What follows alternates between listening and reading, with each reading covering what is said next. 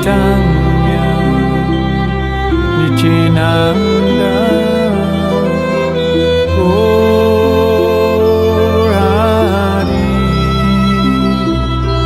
Chaitanya Nityananda Gaurari Chaitanya Nityananda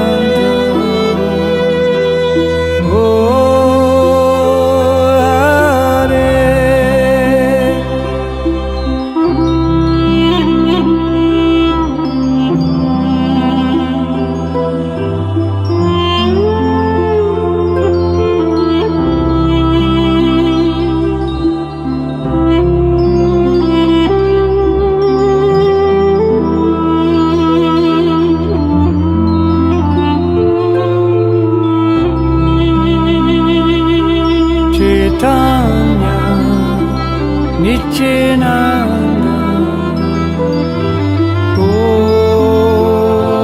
Gaurari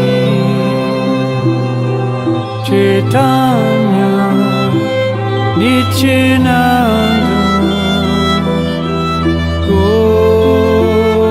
Gaurari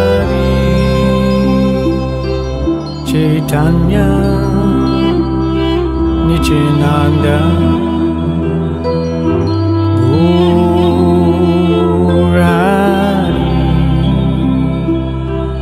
Chaitanya Nityananda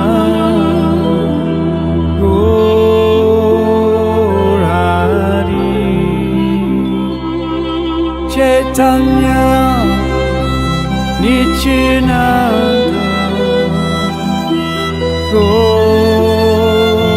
Gaurari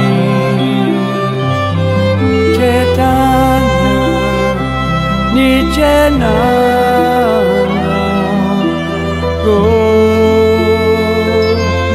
Gaurari.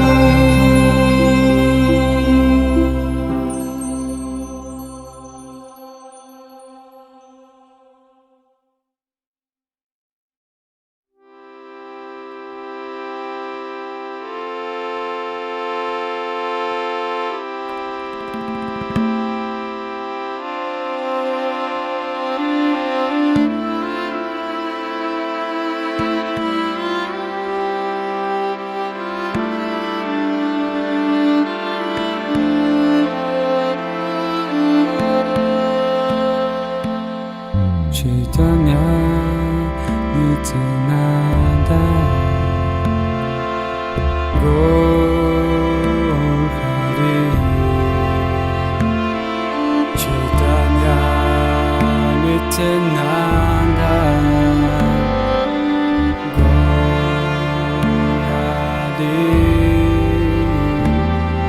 Chaitanya Nityananda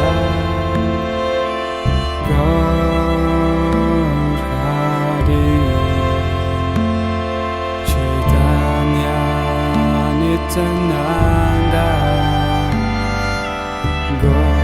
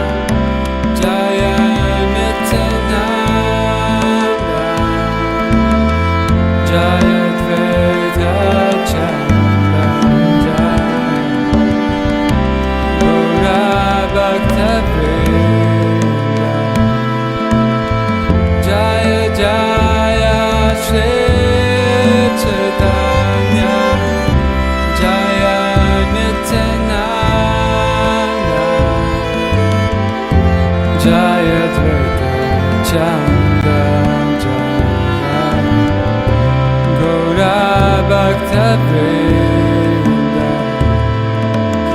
Jaya Jaya Sri Chaitanya, Jaya Nityananda, Jaya Advaita Chandra, Jaya Gaura Bhata Vrinda. Jaya Jaya Sri Chaitanya, Jaya Nityananda, Jaya Advaita Chandra, Jaya Gaura Bhata Vrinda.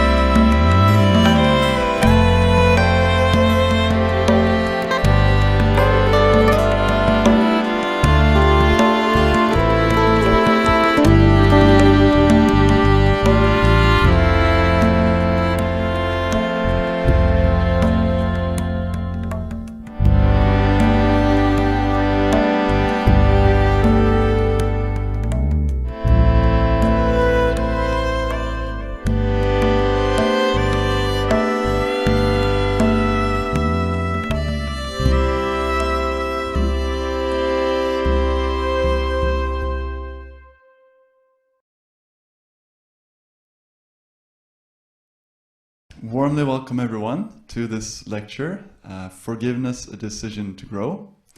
My name is Ruben and I'm representing Trondheim Meditation, one of the meditation schools that are organizing this lecture, this event. We are very, very happy to have you join, and we also right now have Balakhilya joining, yoga master and our dear friend, and we are very fortunate to be able to hear from him. So with those words, I would like to show a brief little introduction to Balakhilya, and from there we will get to hear from Balakhilya on this topic about forgiveness.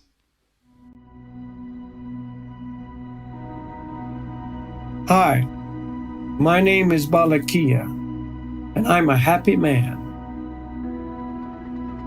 I've always been a happy man.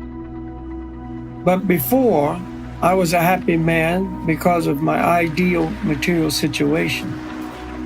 I was healthy, living on a remote Hawaiian island, surfing the best waves, no job, no obligations, free.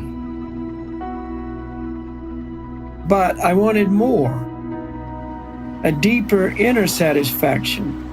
And I knew it could only come from a spiritual source. I started practicing yoga asanas, meditating, eating a vegetarian diet, studying yoga philosophies, and so on. Then one day, I met my spiritual master, Siddhaswarupananda Paramahamsa. And under his expert guidance, I entered the world of Bhakti Yoga. From that time, my desire for inner peace and happiness has been increasingly fulfilled, and the smile of internal happiness has continued to grow.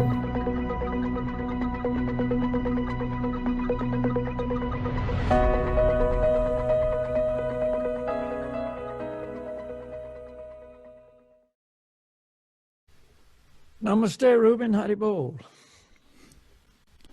Thank you very much for inviting me to come and speak on this very relevant topic and organizing the whole presentation. So I always begin my programs by offering my respects to my spiritual teachers, Siddhaswarupananda Paramahamsa and Srila Bhaktivedanta Swami. And I speak from the platform of Bhakti Yoga. And of course, as many of you may know, there's many different paths of yoga or systems of yoga. And in all the different yoga systems, meditation is one of the main activities.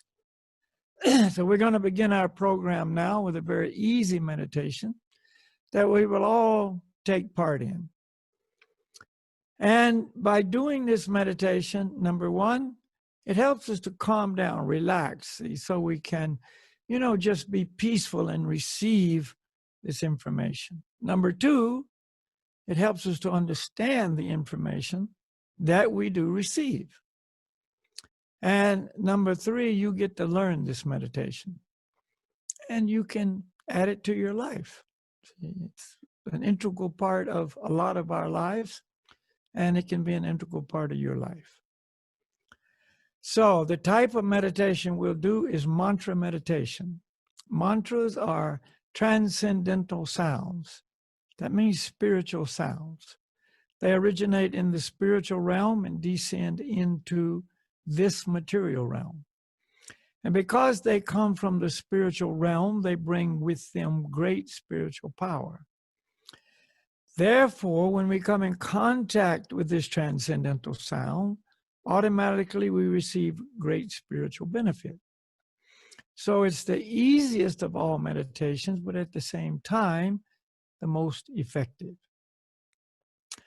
Now, the mantra that we will use for this meditation is the mantra Gauranga.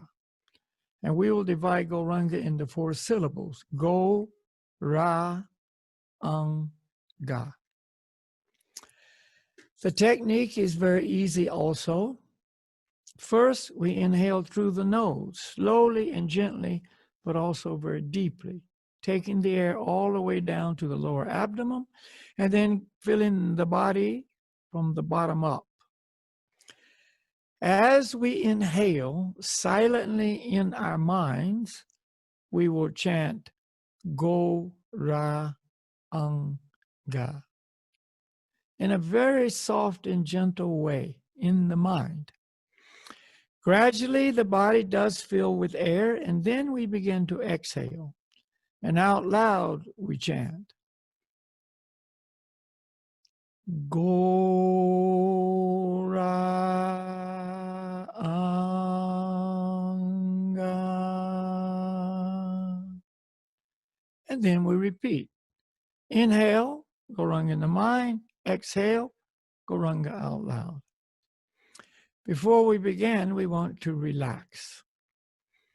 And we want to relax our face, our neck, our shoulders, our chest, and even more importantly, our minds.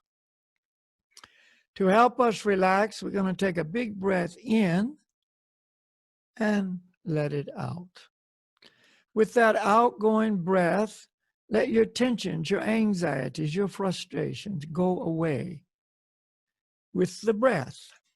As we do the meditation, we want to listen very closely to the sound and put our minds on the sound.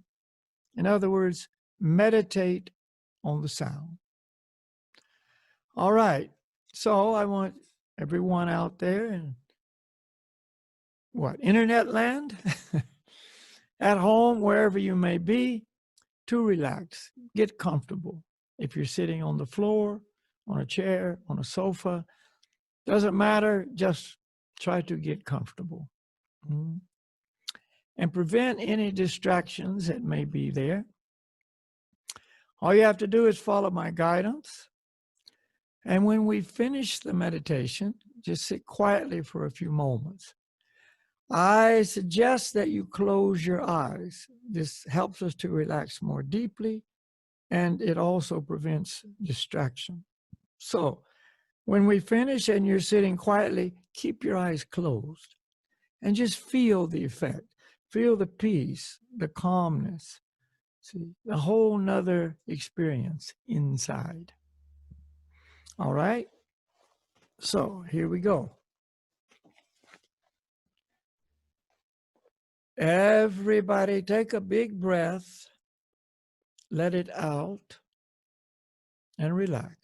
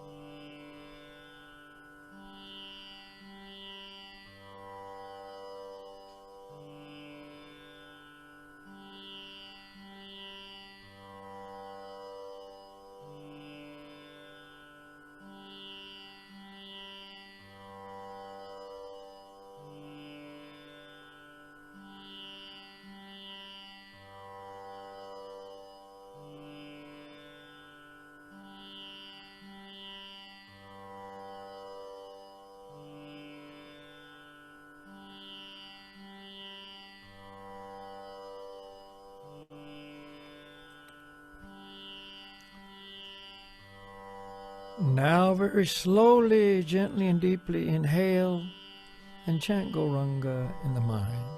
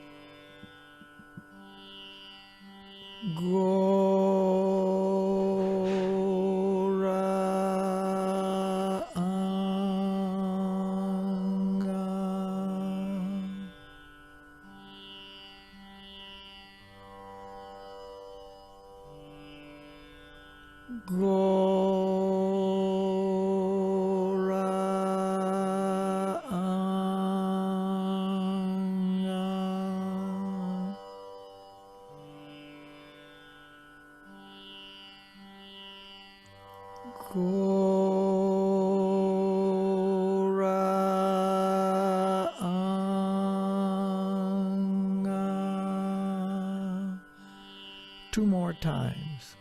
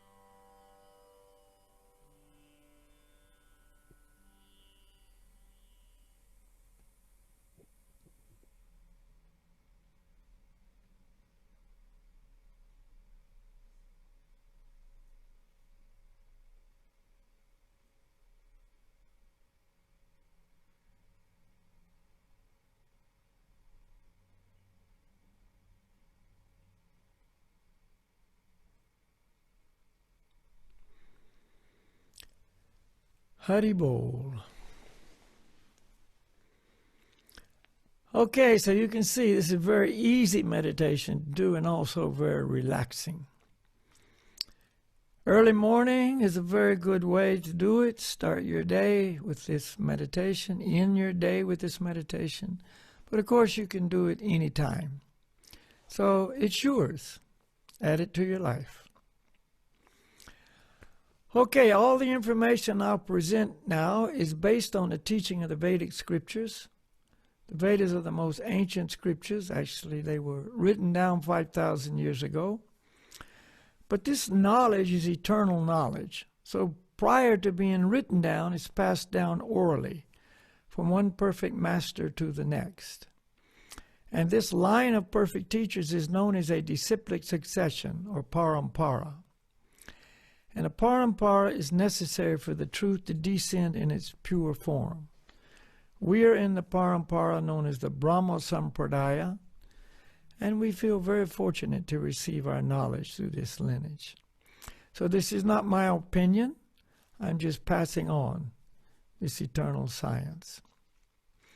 So our topic tonight is forgiveness, a decision to grow. And of course, this is an eternally relevant topic, but it seems like now, with the world in its present state, this is especially relevant. So, to begin, I have to establish who we really are. What is our true identity? I know many of you have probably joined our programs in the past. If so, you've heard this presentation, and I'm going to condense it down to give you the essence of this understanding. See, now we are in these material bodies, and we identify ourselves as being our bodies. Male, female, black, white, old, young, big, little, etc. Also our national identities. Oh, I am Norwegian. I am American. You know, our family identities. Oh, we belong to this family, etc., etc. And we build our whole concept of life around this identity. But these are just labels on the body. They're not really who we are. See, we are the life force in the body. We give life to this body. Our bodies are material, made of material energy. And from our Vedic knowledge, we understand we actually have two bodies, not just the physical one, which we stick all the external labels on, but we have this internal body, if you will, known as the subtle mental body. You know, sometimes it's referred to as the astral body. Some of you esoteric guys out there might know about the astral bodies. So these are material coverings over our self. See, it's like you have clothes on now. Many of us have an outer layer and an under layer that covers, quote, our body, right? Two layers. So in that same way, we have two layers, these subtle and gross bodies, covering us. But who are we? We are spirit souls. We're in a completely different category of energy. Our bodies are material energy. We are spiritual energy. Material energy is temporary. See, that's why we're always dealing with the temporary nature of the body. See, it's a struggle, isn't it? And we never win that battle. You know, at some point, you know, it's over. It reveals its temporary nature. But spirit is eternal. Now, eternal is a concept we can't even relate to, because we relate to everything that we've experienced in the material world, which is temporary, has a beginning and has an end. Spirit is the opposite. No beginning and no end. Don't try to figure that out with your mind, because the mind is material. But it's an absolute truth. So here we are. We're eternal. We're spirit. That means we're spiritual in essence. And we're individual spirit souls. The soul is the individual spiritual spark. See? Now, we also learned that material energy is non-living. Again, easy to see. For instance, I'm sitting in front of this microphone. There's no life here. But we learn that spirit is life itself. There's no such thing as live matter. There's no such thing as dead spirit. We are the life force inside the body. And as long as we, the spirit soul, are present in the body's called alive. But it's not true. The body's dead. We are alive. And that's so obvious at the time of death. Death is when the soul leaves the body. And at that moment, the body reveals its true nature. Can't even sit in the chair. It falls on the floor, see?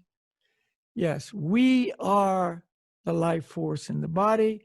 Our true identity is spirit soul. And we further learn we're a part and parcel of the supreme soul. There is a supreme soul from which we all come. We are known as the Atma, and the supreme soul is the Paramatma. And that's a very condensed version of this absolute truth. So I never become someone else. I never cease to exist. See, I'm always me. I've always been me. I will always continue to be me, the individual spirit soul that I eternally am. Now, we take on many, many false identities, don't we? Right now, we're in our designated bodies, and we have an identity accompanying that. But try to always remember, if possible, when you look in the mirror, you don't see yourself. You see the physical body. When you're all in your head thinking about, oh, your desires and your worries, that's not you either. See, that's another body. Beyond all that, aloof from that, separate from that, is you, the spirit soul. So the whole bhakti yoga process, the whole yoga teaching, the Vedic knowledge is all about this truth. And until we actually operate on that level of truth, we're always going to be creating problems for ourselves and others, confused, depressed, and on the adverse situations go. So that is one thing that we must always refer back to. Like, this is the platform of the understanding of life. See, we can talk about many subjects of life tonight. It's going to be forgiveness, you see. Or we could talk about happiness. We could talk about love. We could talk about reincarnation. We could talk about many subjects of life, see. But it must always be based on this knowledge of I am spirit soul. I am not my material body. It's like without that understanding, no matter how much you explain something, it just never is quite perfectly understood or presented. Okay, so, tonight I'm going to speak about forgiveness, and I'm going to read from one of our Vedic scriptures, some very wonderful text. And remember, these Vedic scriptures are our source of knowledge in Bhakti Yoga. These are eternal truths. They're not sectarian truths, Hindu, Christian, Buddhist, Muslim truths. They are eternal truths. There's a complete difference. This is not some religious belief system. This is eternal knowledge that we, the eternal spirit soul, need to know. And unfortunately, in many cases, we don't know. And that's why we have so much darkness in our life. See, there's two situations. There's ignorance, which is dark, and there's knowledge, which is light. So we have the opportunity to move from the darkness of ignorance into the light of knowledge simply by receiving this knowledge and contemplating it, taking it to our heart, and acting on it. Then we become what? Enlightened. That means in the light of knowledge. See, you don't have to sit on the top of a Himalayan mountain to become enlightened. It's knowledge that we have to receive. Okay, so now it's a fact of life that in the material world, we have to deal with a lot of people, unavoidably so, Family, it starts usually with family relationships, and then it expands out and goes wherever it goes. See? And along the way, you know, people act toward us in a way that we don't like. We become offended. Maybe we become angry. And we hold that. We hold that so strongly. You see, maybe it's something that happened long ago in our very early years in this body. Maybe it's happened somewhere in the middle. Maybe it's happened yesterday. Who knows? But somehow we've been offended by one, or usually more than one person. And so we hang on to this. You know, accompanying this is the corollary, the accompanying situation, anger. See, anger is there. See, when you feel offended, you don't forgive somebody, you're angry. You're holding that in your heart, really. Deep inside you, there's this anger. Maybe you kind of almost forget it, but then something triggers it and it's still there. Some people even make a vow, like a declaration, I will never forgive you, see. And what happens is this anger, this non-forgiveness actually destroys us from the inside. The spirit soul is happy by nature. The spirit soul is forgiving by nature. The spirit soul is full of mercy and compassion by nature. Spirit soul is the source of, not the source of, but a reciprocal of and a product of love by nature. You see, the source of love and all of these other qualities are the supreme soul. But we as individual parts and parcels have those qualities in a minute quantity. We have all that, but it's covered over. See, so we come into this material world, we come under the influence of the material energy. You see, there's a material influence upon us. In our Vedic knowledge, we learn this is the three modes of material nature. There's three different modes: goodness, passion, and ignorance. And they influence us. They influence how we think. They influence our desires. They influence our vision, how we see the world. You see, our agendas in life, where we seek our happiness, where we seek, you know, success, and all kinds of things that we do every day in life are a product of the influence of these modes of material nature. But we don't know these things. We think it's myself. I want this. I need this. I think like this. I see like this, etc., etc. So when we come into the material world, we come in and assume a false identity. We just referred to the idea, I am my body, and all those identities which are not true. We have so many false identities, but the root of this is I am the supreme, I am the enjoyer, I am the master, I am the Lord. This world is for me to enjoy, and I'm going to conquer this world. People often say that I'm going to conquer whatever it is they're trying to conquer. You see, they're adversaries. It might be, you know, even in nature, I'm going to conquer that mountain. You know, I'm going to climb that mountain, or I'm going to conquer, you know, the waves, or whatever it is, you know, instead of the real idea should be, I'm going to harmonize. Oh, no, because I am, number one, I'm the master. I am the center of my universe. And we all have our universe, don't we?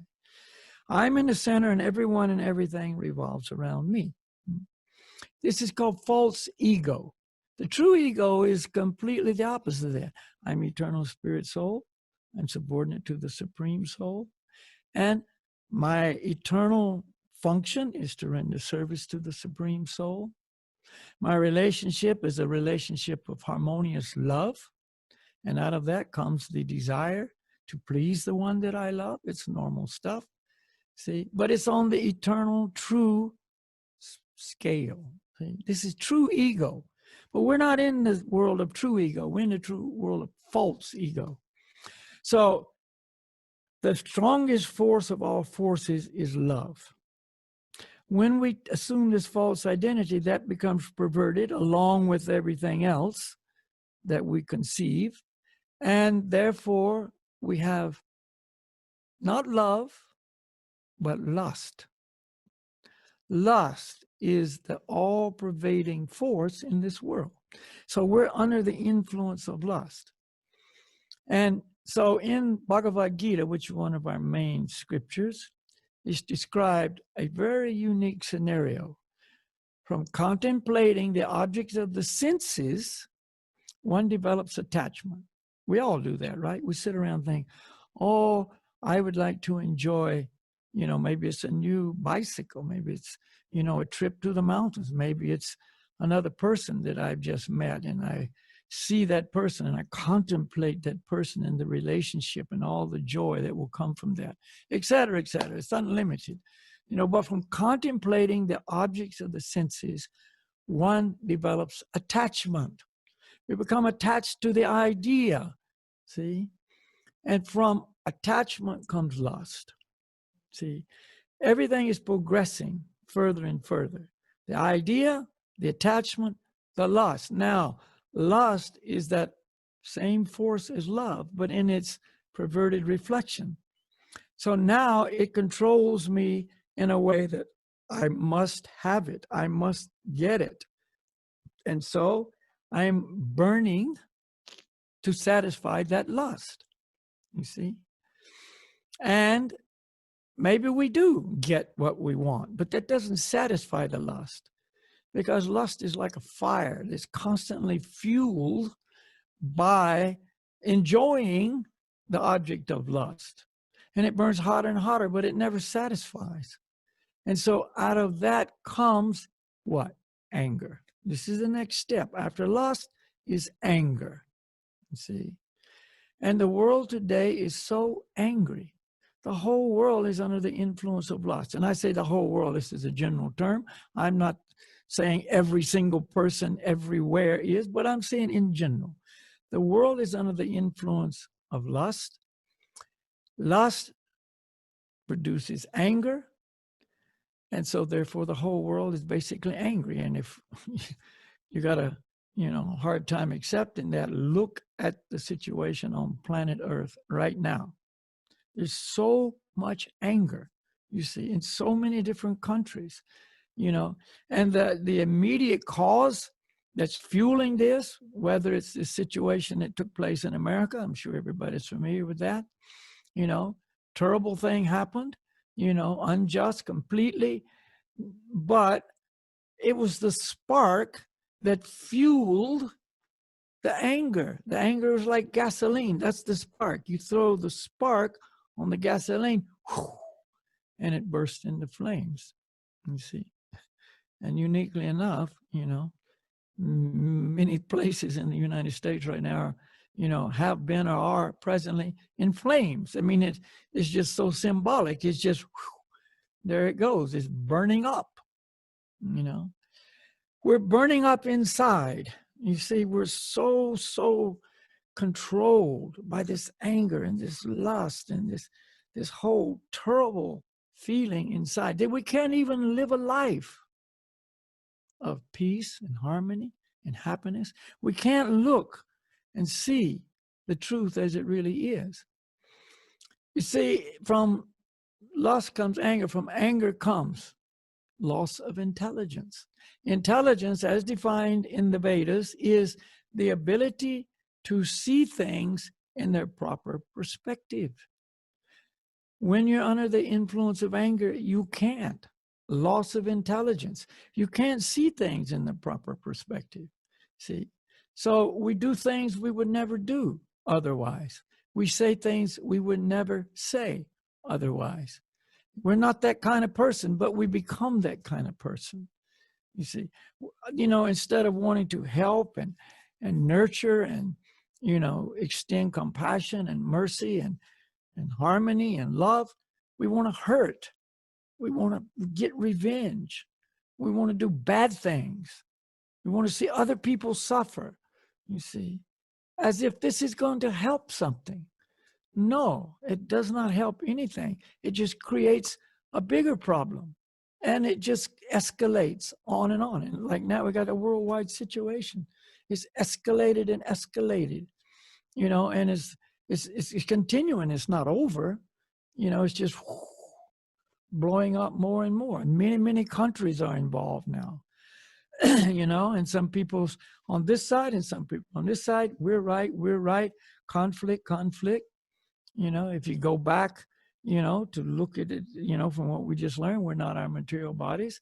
You know, we're basically back to the idea of this is a fruit of identifying with the body. You're one race, I'm another race, you know, and therefore there's an immediate division and there's immediate conflict, there's immediate judgment, there's immediate criticism.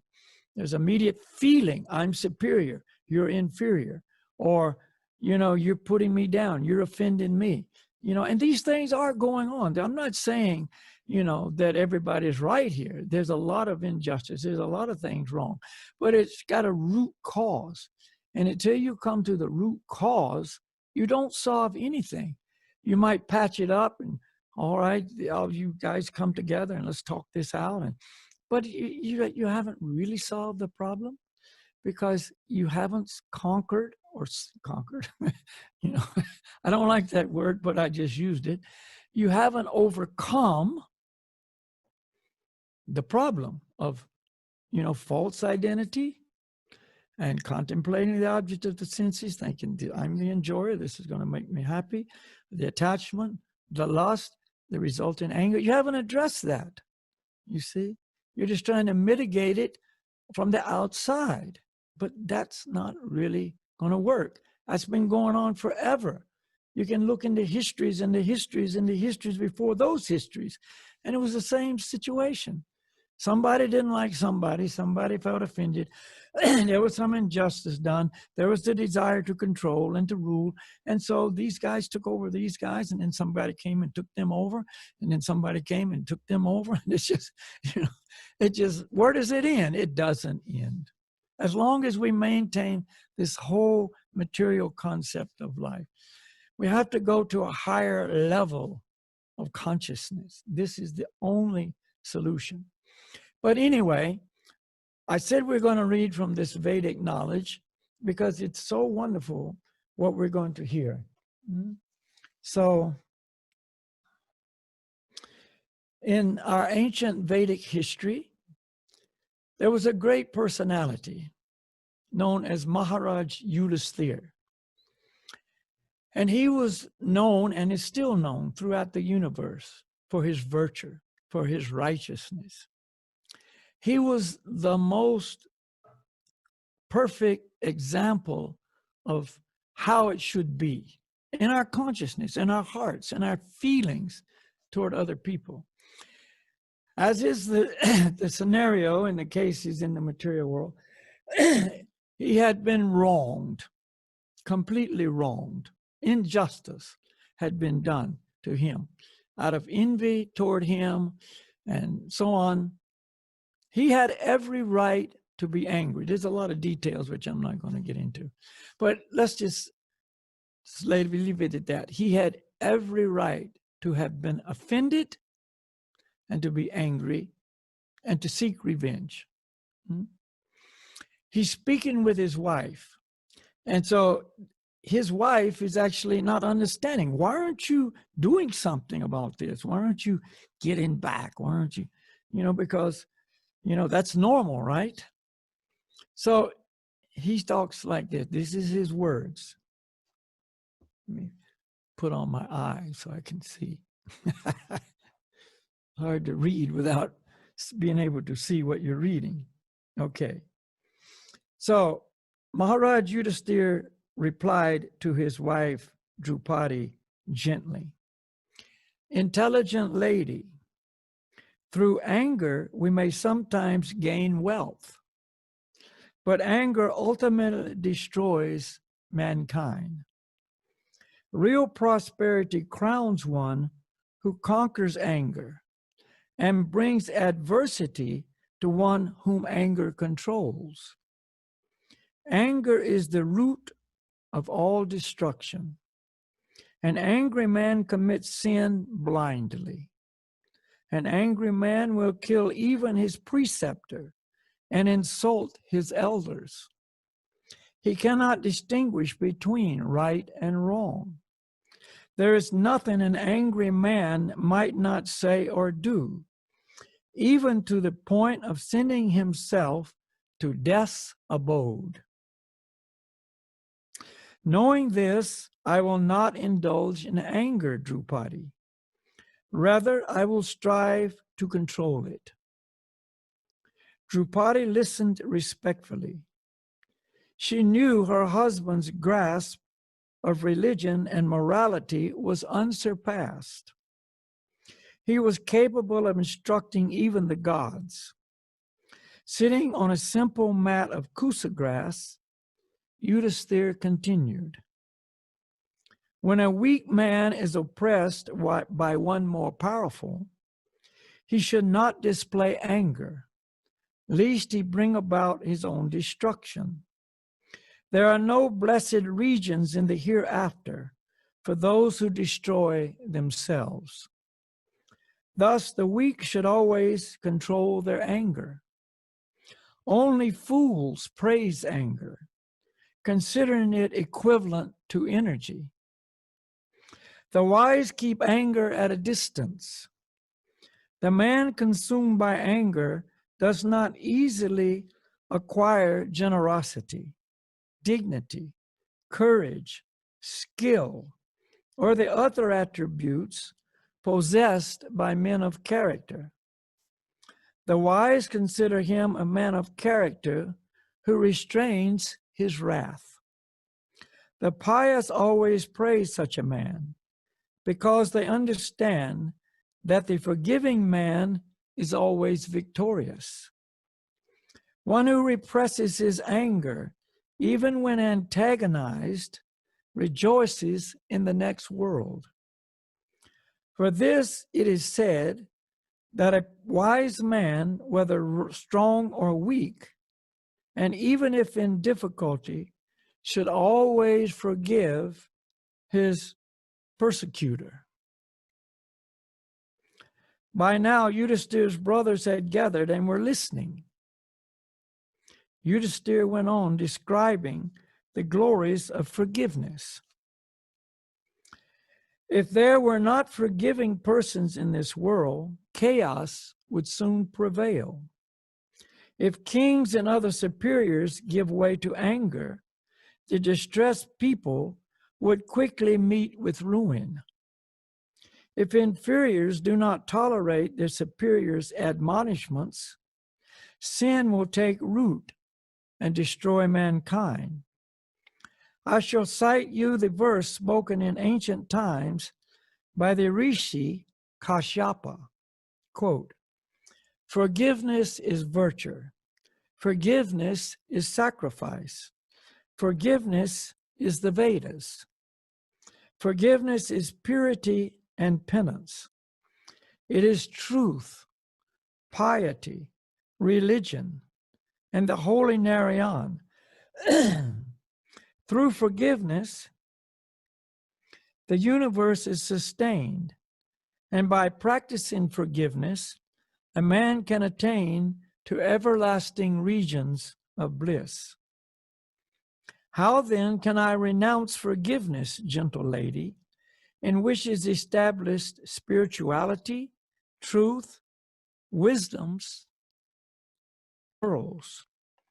Both this world and the next belong to the forgiving person. Therefore, forgiveness is considered the highest virtue."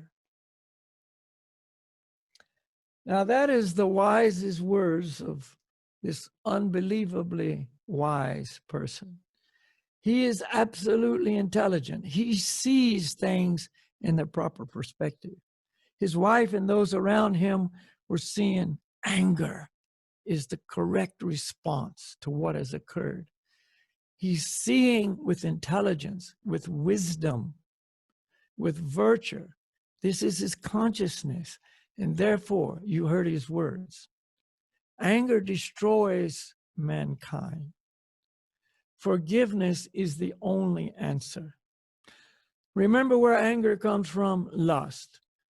Lord Krishna in Bhagavad Gita describes lust as being the all-devouring sinful enemy of the world. He is asked by Arjuna, what is it that makes me do things even against my will, even things I know I shouldn't do? What is it that makes me do that? And Krishna's answer was, it is lust only, Arjuna, which is born of the mode of passion and is later transformed into wrath. And it's the all-devouring sinful enemy of the world. The counterpart of that is forgiveness. You can counteract all of these things with forgiveness. Now, some people think, oh, but I will never forgive, because forgiveness is a sign of weakness. Only the weak people forgive. Maharaj Yudhisthira said the weak should forgive. See? That is the sign of strength. The weak who forgive are not weak. They've overcome this all-powerful anger. How strong is that? They've overcome what is consuming the so-called strong. Those who think, I have strength. Maharaj Yudhisthira said, people oftentimes consider anger to be strength. It's not strength. It's weakness. Everything is backwards. He said they don't know what to do and what not to do. They don't know what should be done and what not should be done. That is the influence of anger. See, forgiveness brings clarity. It brings vision. It brings understanding. See, it is not justice, you see.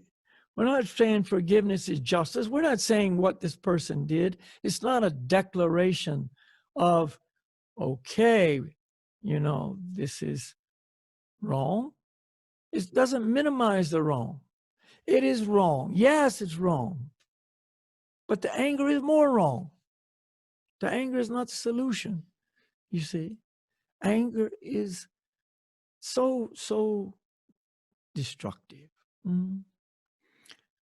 Forgiveness shouldn't be conditional. See, oh, okay, I'll forgive you on these conditions. That's not forgiveness, you see. That's kind of a business arrangement. Okay, I forgive you if you do this and promise you won't do that and blah, blah, blah, blah. That's not forgiveness. That's getting what you want. See? I get what I want, see. And it doesn't mean trusting a person.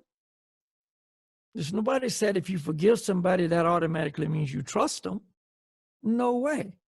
You know, maybe because of that act, they've revealed their true nature, their true consciousness, how they really are. You don't trust them.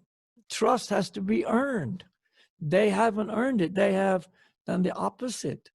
You see, they've earned distrust. So forgiveness doesn't mean you trust the person, but it means you forgive them. There's a whole nother thing there. It doesn't mean forgetting. Some people say, oh, forgive and forget. You know, good luck. You know, it's in there. You can't just say, okay, now I never remember it again. It's gone. I don't remember. I forgot it completely. But you can forgive. See? We're not making some, you know, illusory thing here. Forgiveness is a condition of the heart. It's a feeling. You know, it's, I feel differently toward you. I don't feel angry at you. I don't feel hate toward you. I don't feel revenge toward you. I don't want to get even with you. You know, I forgive you. You know, you did it under the influence of lust. You did it because you lost your intelligence. You did it, you know, for anger, and you see the underlying cause, and you feel compassion for that person to be under the control of those adverse forces. And you want to try to help that person, you see. But again, you can't help those who don't want to be helped. So you don't spend the rest of your life trying to help someone who doesn't want to be helped, but you don't want that anger inside to eat you up and make it so you're just in the same boat as they are. You know, they always say, don't come down. I don't want to go down to your level. Well, we're most of us are on that level. We want to go up to a higher level, you see. So forgiveness is blessed. Forgiveness is sacred. Forgiveness is a virtue, you know. Forgiveness is amazingly wonderful. See, it's healing. It heals the heart. My spiritual master, Siddha Swarupananda Paramahamsa, he gave us a very wonderful presentation on forgiveness, you know. You know, one of the things he pointed out was this, you know, Lord Jesus Christ was on this planet approximately 2,000 years ago. He was a representative of the Supreme Lord. And he came to teach us truth. He came to teach us how to live, you know. And one of his messages, he gave his followers a prayer, and those who are following Christian teachings, many of them call it the Lord's Prayer or Our Father prayer. And it's a prayer that Lord Jesus recommended that his followers pray on a regular basis to bring things in perspective. And one of the parts of that prayer was to God, of course. This is a prayer to the Supreme Lord, you know. Father, please forgive me my trespasses as I forgive those who trespass against me. You see, forgive me as I forgive those, you know. So the message is we ask God to forgive us, but we don't forgive other people. You forgive me, but I don't forgive those guys. That doesn't work. You know, if I want to be forgiven, I have to forgive. God forgive me for my sins, but I don't forgive them for theirs. That's not how it is. See, so that's why Jesus' prayer was so different than that. Father, forgive me for my sins as I forgive those who have sinned against me. See, that's forgiveness.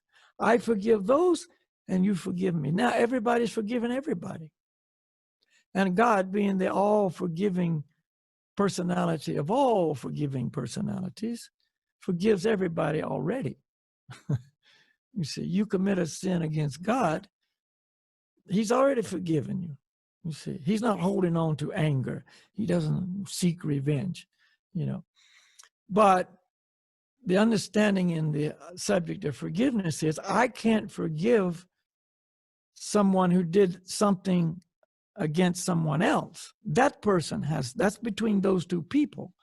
I can't get in between that and, oh, I forgive you because you sinned against this person, you know, because it wasn't against me, it was against them. See, so some people have, you know, misunderstanding there, you know. So I offend God, God, please forgive me. I offend somebody else, I have to ask that person, please forgive me. You see, you understand how it works? It's between two people here. It's not just some vague concept that we're floating around, you know, or I'm the almighty Lord who can, you know, forgive everybody for what they did to other people. You know, that's another misled idea. This is not true. You know, it's misinformation. So anyway, that's one part of the instruction that we receive from our spiritual master. See, you have to forgive others if you want God to forgive you. That's how it works, you know. Number 2 instruction or guideline was, he described it like this: the essence of transcendental sound. Remember, we did transcendental sound at the beginning, the mantras and so on. The essence of spiritual life is transcendental sound. That's the essence of spiritual life. It's transcendental sound. And the essence of transcendental sound is love. And the essence of love is forgiveness. So where does it all go? Spiritual life, you know, transcendental sound. See, comes down, love. And where does the essence of love go? Forgiveness. So what's the golden fruit of all of this? Forgiveness. Until you have that, you can't have all the rest. How can you say, I love God, I love everybody, and you don't forgive? It doesn't work. It's contradictory. And how do we come to this point of forgiveness? Through transcendental sound. This is the magic, because the transcendental sound is actually no different than the Supreme Lord himself, who is the source of love and the source of forgiveness. When I chant these mantras, transcendental sound vibrations, then the Lord is present in that transcendental sound. Don't try to figure this out with your mind. This is one of the problems we have. We try to jump on it with our mind. Well, I don't know. I don't see how that's possible. Because the sound banana is not the same as banana. And if I'm hungry and I say banana, banana, banana, I don't get full. I got to eat that banana. See, it's not the same. So I'm thinking it must be like that with transcendental sound. No, it's not. It's the opposite of that. In transcendental sound, the names of the Lord, Gauranga, for instance, the Lord is present in that name. The Lord is all purifying. Therefore, he purifies us when we come in contact with him. He's the all pure. He's all purifying. I contact him through his transcendental names, transcendental sound, his words, and so on. I become purified. And that's the problem. My heart is not pure. It's covered with all these layers of anger and hate and lust, and envy and jealousy and all these qualities that keep me from being able to forgive somebody. It's not just in my mind, I forgive you and still hate you. Oh, yes, I forgive you and I hate your guts. I'm going to get back at you. I say nice words on the outside and just waiting for a chance to stick it to you. You see? That's not forgiveness. Forgiveness has to be from the heart, a change of heart. That's what the problem is. Our heart is hard.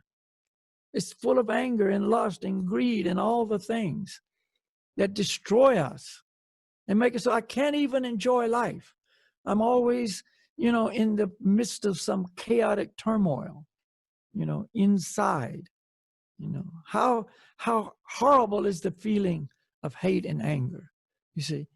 But as perverted as the world is today, some people see this as a good feeling. I like it. I want to hang on to this. You even start talking about forgiveness, and it just increases their determination to never forgive. You see, I'll never do it. Destroy their own life. They'll never be happy. They'll never be satisfied. They'll never be peaceful. They'll never know the meaning of the word love. See, never. And they're determined to destroy their life in this way. We have to change our heart, purify the heart. And that is possible through transcendental sound. You've heard the words of Maharaj Yudhisthira. You've heard the words of my spiritual master, Siddhasarupananda Paramahamsa. They are the people who know what we need to do. They have the wisdom. They have the knowledge. They have the vision. You see, they should be our guide, who we look up to solve our problem. You see, you think getting a bunch of people together and trying to agree on who's right and who's wrong and, this and that is going to work. It will not. It cannot. Cannot. See? But if we engage in a process to purify the heart, then yes. Jesus' heart was pure. Look at Jesus. Again, whether you're a Christian or Buddhist or Hindu, Muslim or atheist, it doesn't matter. We're not talking about religion here. We're talking about a person, a pure person who was representing the source of all pure personalities, the Supreme Lord. Look at him. Was he persecuted unjustly? Was he ridiculed? Was he criticized? Was he falsely charged? Was he punished physically as well as mentally? Was he made an example of by those who were against him? Yes. Did he suffer physically? Yes, he did. See, he was dragged and put on a cross. Ultimately, he was crucified in the most harsh way. You see? What did he say? His last words to the Lord, his Father, the one he was representing, the one who had this absolute loving relationship with, beyond all loving relationships. What is he asked? His request was, Father, please forgive them, because they don't know what they're doing. They don't know what they're doing. See, he wasn't angry. He said, Father, throw your thunderbolts, send them to hell, burn them up. He said, no, Father, please forgive them. Please forgive them, because they don't know what they're doing. The people in the world today don't know what they're doing. We don't have any understanding of what we're doing. We're going through life with a false identity, trying to enjoy the world, control the world, manipulate other people, exploit other people, you see, liking certain individuals because they're of the same race or the same nation or, you know, the same family or the same, you know, gender or whatever. Even if we like them, usually we don't even like them, but if we do, but it's so selective. I like you, but I don't like you. So it's us against them. You know, you're the wrong color, you're the wrong nationality, you're the wrong religion. You know, wherever you go, there's always these divisions of anger and hate and superiority feelings and whatever, you know. And so we got the material world. But we can turn the material world into the spiritual world, because the spiritual world is the opposite. There's no divisions from any of these sources. Everybody is equal in harmony. All are in this perfect loving relationship with the Supreme Lord. All are in a perfect loving relationship with each other. See, there's complete harmony and a complete equality. And that equality is love for the Lord. Their hearts are pure. Their minds are pure. You know, they don't have to struggle with anger and, oh, I should forgive, but I can't, because nobody's going around committing all these offenses out of anger and lust and greed and all the things that cause it in the first place. See, everybody's where they're supposed to be in their hearts, in their minds. And love is a prevailing emotion, feeling, sentiment, and joy of life. And the resultant service that comes from that, the mercy, everything is there, you know, in totality. So if you want to grow, get out of the stunted growth of anger. You can't grow. How much can you grow? See, we're trying to grow out of the divisions of superiority complexes and anger and lust and all that. But what are we growing? Our arsenals. We're growing in the capabilities to kill other people. See, we've got bigger weapons. We've got a laser beam that can shoot, you know, planes out of the sky, and you can't miss, and the plane can't avoid it. Oh, we're growing. You see, we're growing in this way and that way. We're growing in adversity. We're growing in hardness of heart. We're growing in destruction of mankind. You see, we're not growing. We're killing ourselves. Anger destroys mankind. Maharaj Yudhisthira's words exactly. Forgiveness nourishes mankind. It opens the heart to what we're looking for: peace, love, mercy, compassion, feelings of warmth. You know, not because we all agree on a subject today and we're all, yeah, we're in this together, but here's another group that says, we're against you guys. No, we're growing in warmth, true warm feelings of love. See, and that's growth for the soul. The soul grows in this way. The soul doesn't grow in size. There's not big souls and little souls. And when, you know, I grow up, I'll have, you know, bigger soul than I do now. That's material bodies. Souls grow in love. That is growth for the soul. Love, feelings of love, harmony, unions of will. This is growth. You want to grow? That's growth. And forgiveness is the only way to grow. It is a decision. You can decide, do I want to go in this direction or do I want to go in this direction and grow in destruction? You got a choice. Everybody's got the choice. As humans, we got choices, you see. So what will the choice be? That's up to you, you see. But one choice will bring great destruction and the other will bring the sweetest nectar. You will not even imagine the difference in your life if you move in the direction of forgiveness. And transcendental sound, add the mantras to your life. They purify your heart. This is where the problem lies. Our hearts are like turtle shells. You know, they're so covered by this crust of anger and lust and hate and karma from so many lifetimes.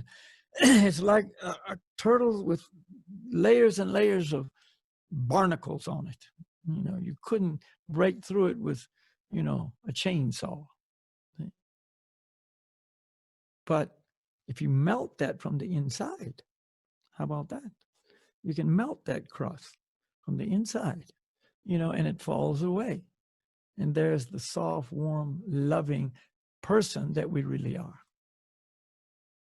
And we smile from the inside completely, see. That is forgiveness. Then you can forgive everybody, you know, and you can help them, see. You understand, like Jesus did. They don't know what they're doing. They don't know what they're doing, you see. Doesn't mean you roll over and let them do whatever they want to do to you. No, that's not what is being said here, you see. You have to understand, though, that in the core of the being of the person, there must be this forgiveness. So that's some ideas to contemplate, you see. Remember these beautiful words of Maharaj Yudhisthira. Remember these beautiful words and guidelines of our spiritual master, Siddhaswarupananda.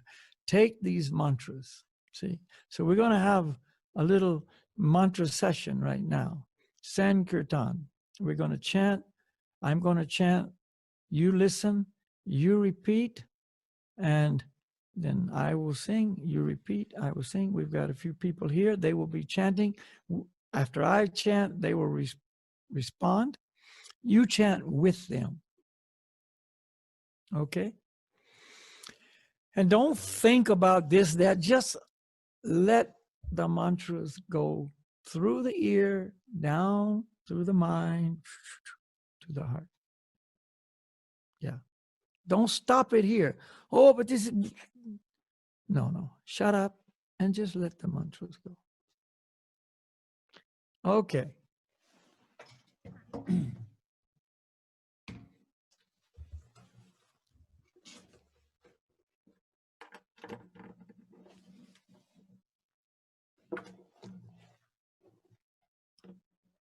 So I'm going to tell you what the mantra is. Gauranga, you already know. And then another mantra, Nitai Gaur. Nitai Gaur. Gaur is the beginning of the mantra Gauranga, Gauranga, and Nitai. That's all you got to learn. One other little word, Nitai. So it could be just Gauranga, could be just Nitai Gaur, and Nitai Gauranga, whatever. You just listen and repeat. Relaxed, listening, and feeling the wonder of the mantras.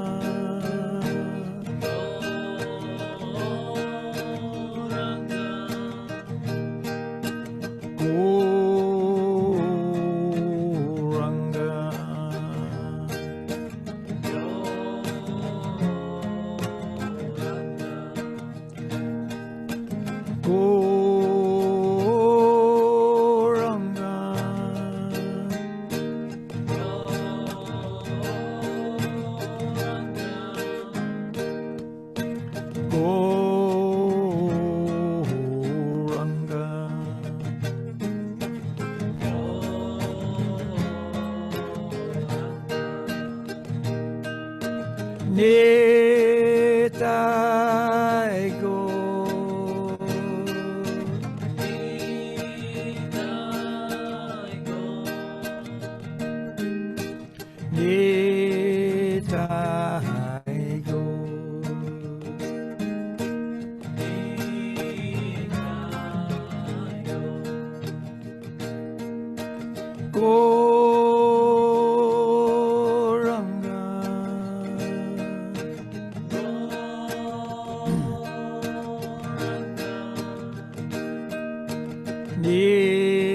Nitai go.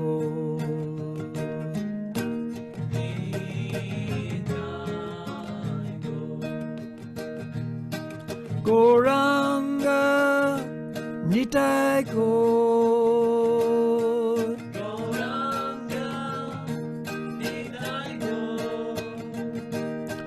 Goranga Nitai go.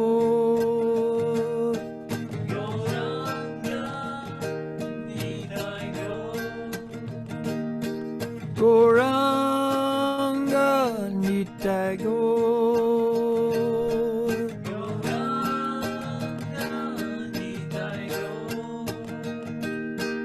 Goranga Nitai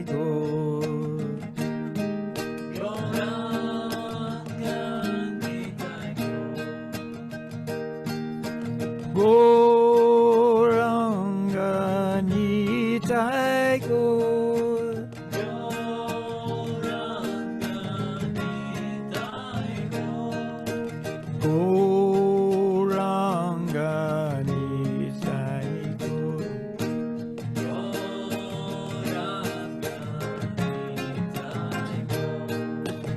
Goranga Nitai go. Goranga Nitai go.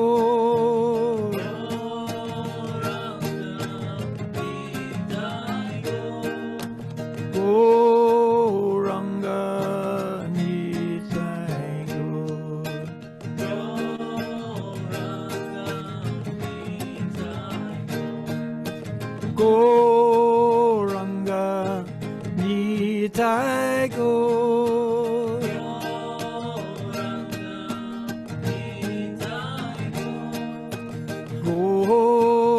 Goranga Nitai go.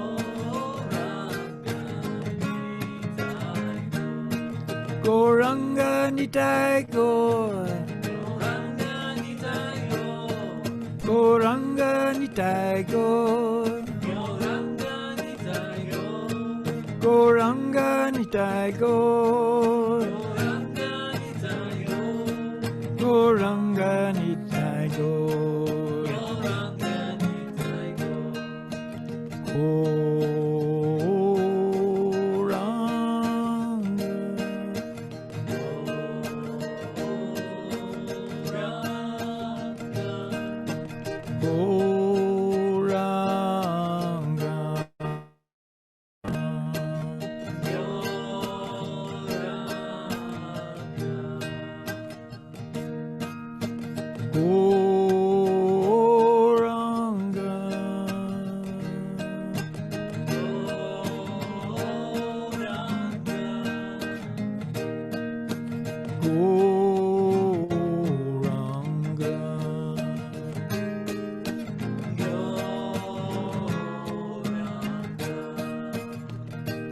Nitai go.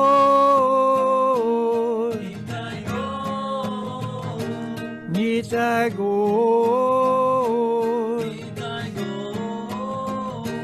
Nitai go.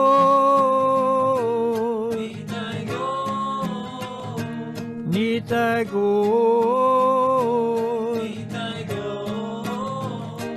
Nitai go.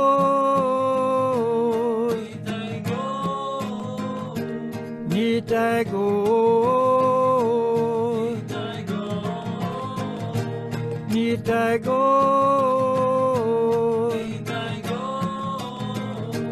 Nitai go.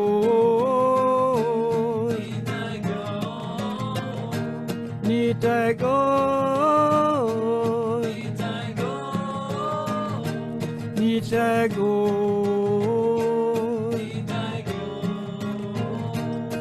Nitai go, Nitai go, Nitai go, Nitai go, Gauranga.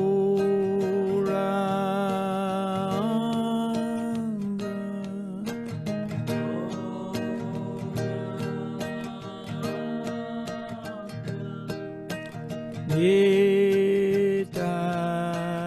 go, Nitai go, Gauranga,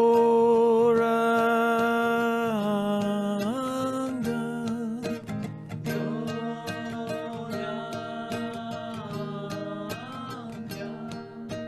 Nitai go,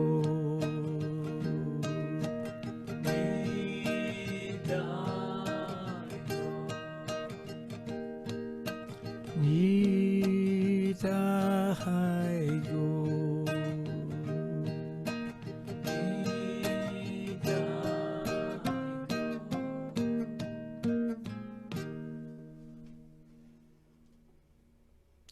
Haribol. Okay, so that is a meditation known as Sankirtan. Again, using transcendental sound. All our meditations use transcendental sound because transcendental sound is the all-purifying agent. And as I've already mentioned, it purifies the heart. So, if you can add these simple meditations to your life, see, they will change your life, see. Don't spend all your time thinking about all the adversities and those who offended you and so on. Just work on the heart, and then gradually your desire to forgive will replace that terrible feeling inside of, I will get you, I'm angry at you, I will never forgive you. And you will grow, truly grow. It is a decision to grow that is the best decision you'll ever make in your life. You see. So we hope that you will contemplate these ideas, and then with your freedom of choice, we hope you will choose to forgive and grow, truly grow spiritually, to become who you really are, not the false identity we walk around with now. That's not who we really are. You see, who we really are is the all-loving servants of the all-loving Supreme Lord, and extending that love to all other living entities. Okay, this is how you can be happy. This is how you can be satisfied, because then and only then can you taste love for God. Thank you so much for joining us today, and we'll see you again. Namaste, Haribol. Thank you very much, Balakhilya. Thank you very much, Ruben, for, again, you're arranging everything, and Haribol. Thank you for coming. We will see you again in a week's time when we have a follow-up with Balakhilya, where you can ask all your questions, available right here on the website where you're watching this right now. So please send us in your questions, and you can also send them in anonymously if you want. You don't have to write your name. In whichever way, Balakhilya will be most happy to answer those. So in a week's time, same place, same time, a follow-up with questions and answers with Balakhilya. So we hope for all the best for you, and looking forward to see you very soon again. Namaste. Thank you.